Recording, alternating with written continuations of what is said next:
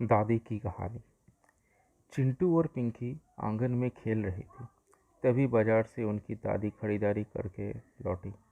हमेशा की तरह चिंटू और पिंकी उनके पीछे पड़ गए। आखिरकार इतने दिनों बाद आप हमारे लिए बाजार से क्या लाए? दादी घर के अंदर जाकर दोनों को उनके पसंदीदा खाने की चीज़ को अपने झोले में से निकाल कर देती है। यह देखकर चिंटू से रहा नहीं जाता और उस पर झपट पड़ता है। यह देखकर उसकी दादी उसको रोकती है और उसे चीज़ के बराबर दो हिस्से कर दोनों को देती है। यह देखकर चिंटू कहता है कि वो पिंकी से बड़ा है तो उसे ज़्यादा और बड़ा हिस्सा मिलना चाहिए।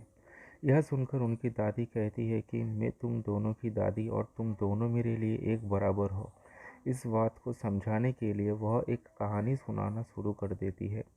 एक समय की बात है, एक औरत ने अपने घर में एक पेड़ लगाया था। वह उसकी अच्छे से देखभाल भी करती थी। वह बड़ा भी होने लगा था। यह देखकर वह काफ़ी खुश हुई और खुशी के मारे वह बाहर से एक और नया पौधा लाई और उस पौधे के साथ उसको लगा दिया। अब वह औरत ने सोचा कि ये पेड़ तो बढ़ ही रहा है तो अब इस पर ध्यान देने की ज़रूरत नहीं है। इसीलिए उसने पूरा ध्यान ने अपने नए पौधे पर लगाया। कुछ हफ्ते बीते लेकिन उसे जो रिजल्ट चाहिए था वो नहीं मिला। अचानक उसे उसका ध्यान वह बढ़ते हुए पेड़ पर गया। उसने देखा कि वह बड़ा तो हो रहा है लेकिन चाहिए वैसा नहीं बढ़ रहा। इससे वह चिंतित हो गई। फिर उसने एक जानकार को बुलाया।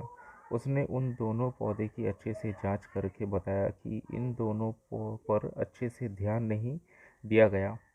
वह यह सुनकर आश्चर्यचकित हो गई।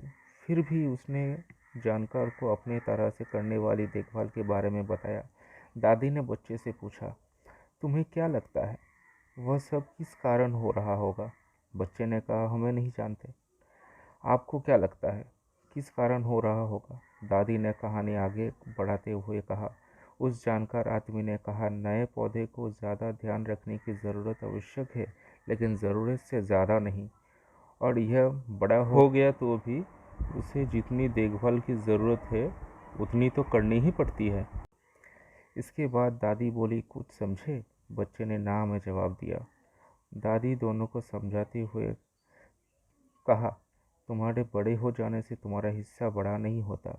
हम बड़ों का काम है बच्चों को उनकी ज़रूरत न देना।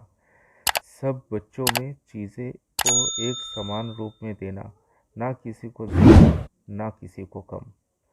स्टोरी अच्छी लगी तो कमेंट में ज़रूर बताना।